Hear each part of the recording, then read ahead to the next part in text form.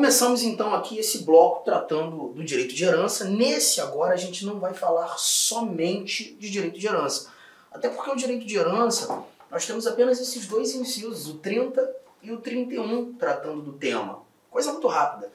O 30, ele somente inaugura o direito de herança, dizendo ser garantido tal direito.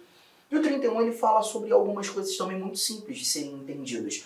A sucessão de bens de estrangeiros situados no país será regulada pela lei brasileira em benefício do cônjuge ou dos filhos brasileiros, sempre que não lhe seja mais favorável a lei pessoal do decújio. O que a gente percebe aqui? O nosso Constituinte está dizendo que estrangeiros, eventualmente detentores de bens no Brasil, será regulada pela lei brasileira, né? Então, se porventura o indivíduo é italiano, é alemão, é português, mas tem bens situados no Brasil, todo o processo de sucessão de bens ele será regulado pela legislação brasileira, por óbvio, pois nós temos esses bens situados no Brasil. Todavia, é possível em que a lei do país deste estrangeiro que acaba de falecer, a lei do país dele se mostrar mais benéfica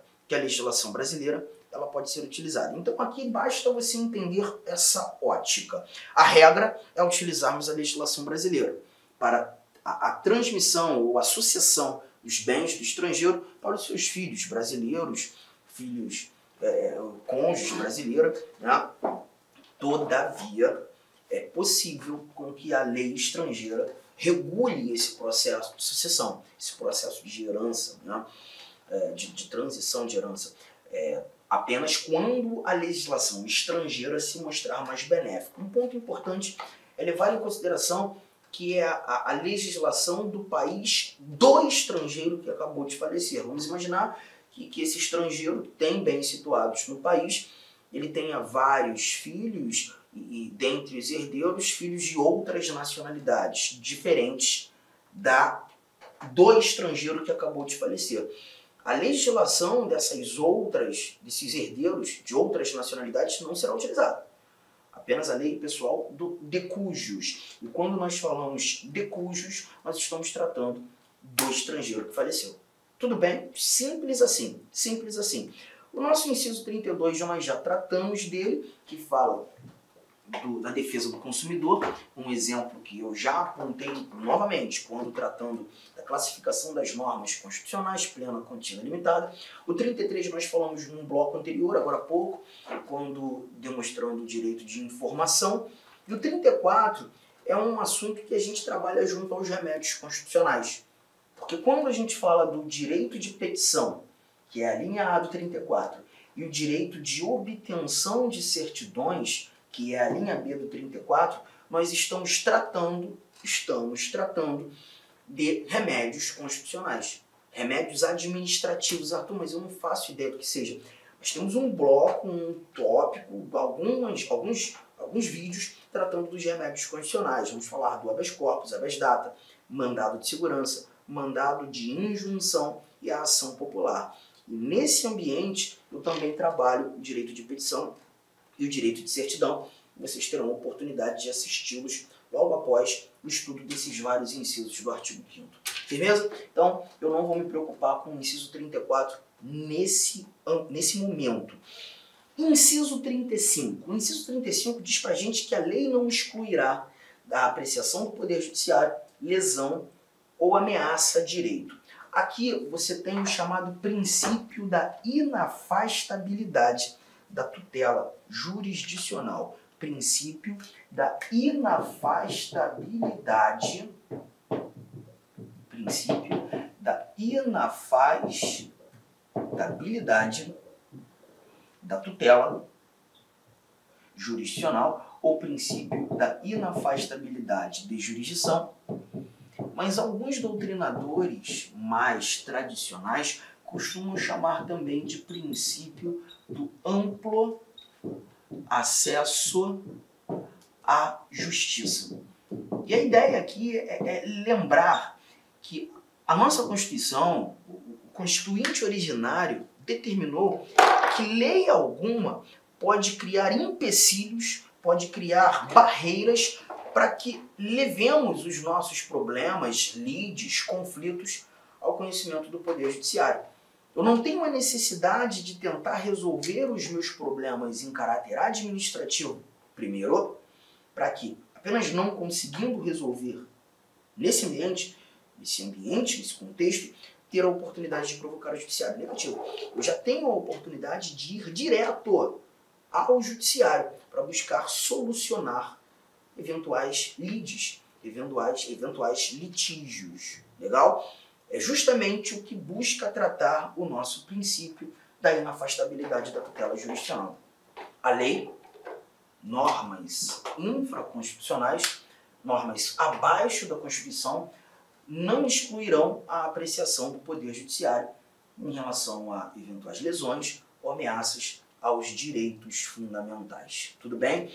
Agora, tome cuidado que no texto constitucional, aí a gente está falando do próprio texto constitucional, em alguns momentos nós somos condicionados à tentativa de solução dos nossos problemas. Por exemplo, se você chegar aí no artigo 217, deixa eu dar um pulinho lá para ler com vocês. O artigo 217, ele trata de um assunto interessante. Eu vou te dar apenas esse exemplo, tá? Eu posso até trazer alguns outros exemplos, mas em se tratando de leitura, eu vou te mostrar apenas aquilo que o artigo 217 nos apresenta. Ele fala de desporto, atividades desportistas. E aí traz pra gente o seguinte: se você localizou o 217 da Constituição, você vai me acompanhar. Caso contrário, me ouvir. É dever do Estado fomentar práticas desportivas, formais e não formais, como direito de cada um, observados, e aí nós temos alguns princípios, mas o que me interessa mesmo é o parágrafo 1º, que diz assim, ó: o Poder Judiciário só admitirá ações relativas à disciplina e às competições desportistas ou desportivas após esgotarem-se as instâncias da justiça desportiva regulada em lei. Na televisão você escuta muito, você que gosta de esporte, né, sobre o TJD, Tribunal de Justiça Desportivo, ou STJD, o Superior Tribunal de Justiça Desportivo, mas é importante lembrar que o TJD, o STJD, não fazem parte do Judiciário. Não são órgãos do Poder Judiciário, não são órgãos jurisdicionais. Essa justiça desportiva é uma justiça administrativa. Os julgadores que lá estão não são magistrados, não foram concursados, não são indivíduos que participaram ou prestaram um concurso público de provas e títulos para o exercício jurisdicional. Os julgadores dessa justiça desportiva são indicados pelas agremiações desportivas, pelas confederações desportivas, e na realidade eles compõem uma justiça administrativa. Detalhe é que esse parágrafo 1º do nosso artigo 217, ele determina que os questionamentos, os litígios desportivos, eles só podem chegar ao judiciário depois de se esgotarem as vias administrativas. Eles só podem chegar ao judiciário depois da tentativa de solucioná-los na via administrativa. Arthur, mas isso aí é uma barreira, é uma condição, condição de só poderei chegar ao judiciário depois de passar pela via administrativa. Não é algo ruim isso aí? Não é algo que conflita com aquilo que está escrito aqui no nosso 35, o tal do princípio da inafastabilidade da tutela jurisdicional? Não, porque é a própria Constituição que previu. A Constituição ela vai trazer algumas exceções, algumas exceções em que para chegar ao judiciário eu vou ter que tentar resolver o meu problema administrativamente. O que o nosso inciso 35 determina é que a lei, norma infraconstitucional, não possa criar não criem esses empecilhos, essas barreiras, essas condições. Legal? Então, tome cuidado com essa informação. Tá? Quando nós estudarmos remédios constitucionais, quando nós falarmos, por exemplo, do habeas data, o habeas data também se perceberá que é uma ação judicial, né, uma ação que será julgada pelo judiciário. O habeas data ele só pode ser levado ao conhecimento do judiciário depois aquele indivíduo tentar resolver o seu problema administrativamente. Eu falo muito sobre isso quando nós chegarmos aos remédios. Outro ponto é quando a gente trata das discussões dos litígios previdenciários, né, para se discutir uma eventual ofensa a um benefício previdenciário, eu vou ter que tentar resolver isso em caráter administrativo primeiro. Não resolvendo administrativamente, eu parto para o judiciário. Então a gente está percebendo que existem algumas exceções. Nesse caso, a regra é não haver empecilho. É o Poder Judiciário estar de portas abertas ao exame dessas discussões. Esse é o nosso princípio da inafastabilidade da tutela jurisdicional. A lei não excluirá da apreciação do Poder Judiciário lesão ou ameaça de direito. E aí, desse 35, eu já vou aproveitar e partir para o inciso de número 37, que está aqui na tela. O 37, ele traz para a gente vai voltar para falar dos outros, tá? Mas o 37, ele traz o seguinte, olha aqui, ó. Não haverá juízo ou tribunal de exceção. E quando a gente trata do 37, nós estamos levando em consideração o chamado princípio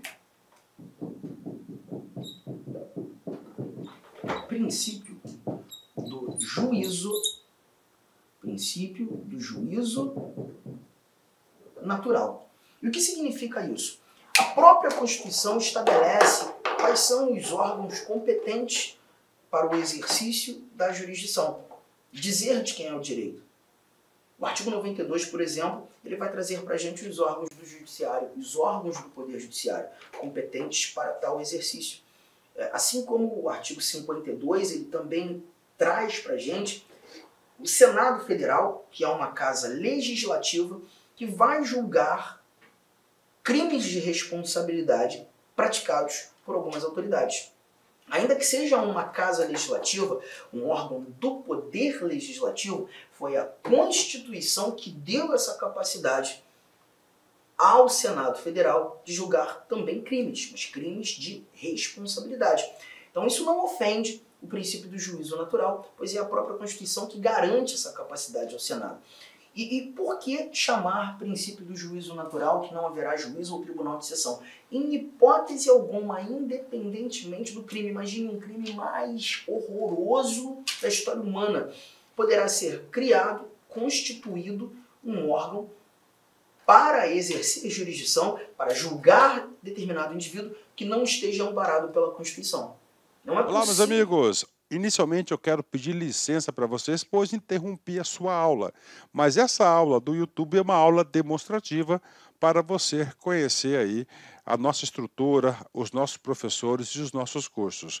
Eu sou o professor Lac, especialista em concursos públicos. Somente em 2022 eu fui aprovado em 7 concursos públicos e a minha meta é buscar 10 aprovações por ano. Eu acho que eu consigo este ano cumprir a minha meta de aprovação. E eu estou aqui para ajudar vocês. Nós aqui da Lá Concurso estamos fazendo a melhor campanha, a campanha de melhor qualidade, mais competitiva para o concurso da Secretaria Municipal de Saúde de Cuiabá. E nós temos aí vários cursos, vou apresentar para vocês rapidamente. Nós temos aqui a opção online, todos os conhecimentos básicos, item a item, sem nenhum item fora do edital, para fechar o edital. 10 parcelas de R$ 35,00, oficial técnico de administração online 10 de 45, técnico de enfermagem 10 de 50 e apoio jurídico 10 de 50. Detalhe, esses cursos nossos online não é aquele transmitido em sala de aula que o cara grava. O nosso não. O nosso é gravação em estúdio com excelente qualidade de áudio, de imagem e de iluminação, claro, também de edição. Tem presencial? Tem presencial. Professor, esse presencial é transmitido ao vivo? Sim.